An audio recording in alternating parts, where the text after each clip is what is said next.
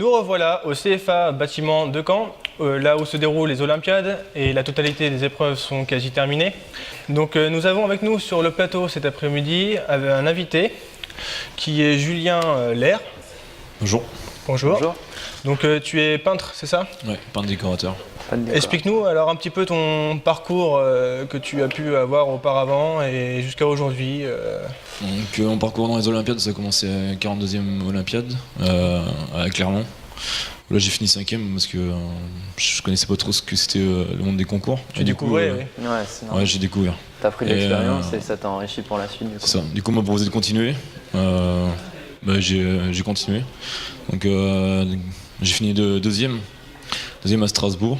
Donc t'as bien fait de continuer. Ouais, parce que je me entraînais avec... Mais il y a eu un petit quelque chose, il y a eu un déclic la première fois quand même qui t'a donné envie d'y retourner.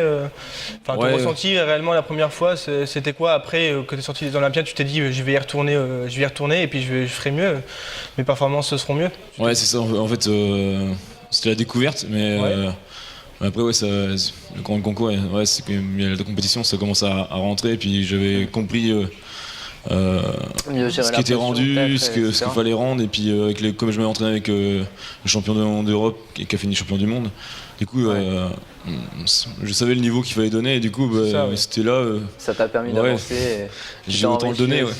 Disons que la première fois, ça t'a donné aussi l'occasion de savoir comment ça s'est déroulé, de te mettre dans la circonstance, et puis au final, on va dire que ta vraie première fois était la deuxième. Et puis, c'est l'idéal, le fait de découvrir une fois, et puis d'y retourner, du coup on sait ce qu'on doit rendre, les entraînements, on connaît qu'est-ce qu'on doit travailler et tout ça. Donc, exactement, la deuxième pour moi c'était plus facile, ça c'est sûr. Tu connaissais déjà.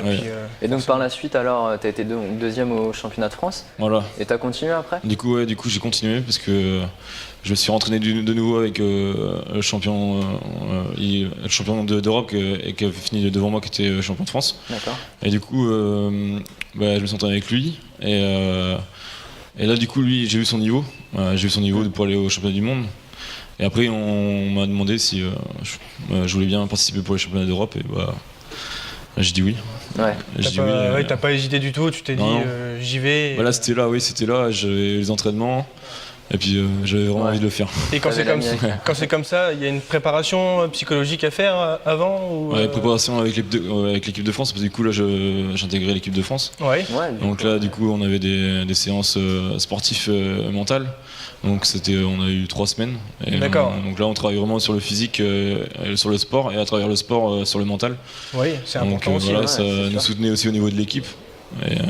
Déjà avoir une cohésion de groupe, je pense que ça aide aussi à se surpasser, à aller de l'avant et pouvoir mieux réussir par la suite. Voilà, et apprendre à soutenir les autres. C'est ça, oui. Quand il y a un moment qu'on est plus faible, c'est l'autre qui vient nous soutenir, et du coup ça forge aussi notre caractère, et au niveau du concours, ça nous aide. Très bien. Et t'as fini combien alors? Du coup j'ai fini 3ème. Écoute, félicitations. Félicitations. J'ai du mal à réaliser encore, mais c'est magnifique. Mais c'est ce qui est beau. C'est pas donné à tout le monde quand même. Du coup, si tu avais un conseil à donner aux autres jeunes apprentis, aux Olympiades qui sont ici, un petit mot pour leur dire au futur éventuellement. C'est travailler dans un premier temps, travailler, et puis arriver sur le jour du concours, c'est faire ce que tu sais faire. Sans se poser de questions. Je sais pas chercher à inventer ni imaginer, c'est.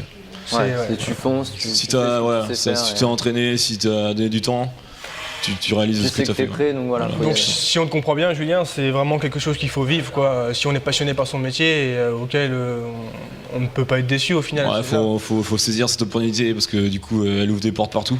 Oui, en plus, j'imagine. Moi ça m'a ouvert des portes, ça m'a permis de mettre à mon compte. Aujourd'hui, ça fait 3 ans que je suis chef d'entreprise, et ça c'est à cause du concours, parce que ça crée une clientèle, du coup les gens ils ont confiance en toi, ils demandent, et moi c'était cette porte là, mais je connais d'autres amis qui étaient avec moi, et eux ils ont d'autres portes ouvertes, mais c'est sûr qu'il faut profiter, c'est là. C'est vrai qu'on en parlait ce matin justement, du fait des jeunes qui faisaient les Olympiades, que sur le CV ça faisait toujours bien, quoi. Ça ouvrait des portes. Effectivement, toi, en l'occurrence, tu as pu voir ta boîte, tu as pu avoir une clientèle, et comme tu dis, pour d'autres, ça a pu leur ouvrir des portes dans des entreprises, etc. Donc vraiment, ça a de la valeur quelque part. Complètement, c'est ce que les artisans ils disent, ceux qui ont de l'expérience, ils disent que nous, on sort à 23 ans avec une mentalité et avec des talents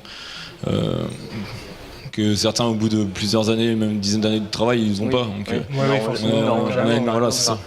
Complètement. Effectivement. Très bien. On te remercie d'être venu sur ce plateau avec nous. Et on te souhaite une bonne continuation. Et une bonne journée. Et plein de bonnes choses. Bon courage pour la suite et pour ton entreprise. Bon après-midi. Alors oui, le petit pins qu'on offre à chacun de nos invités. Merci beaucoup. Voilà. Au revoir. Au revoir, bonne journée. Au revoir.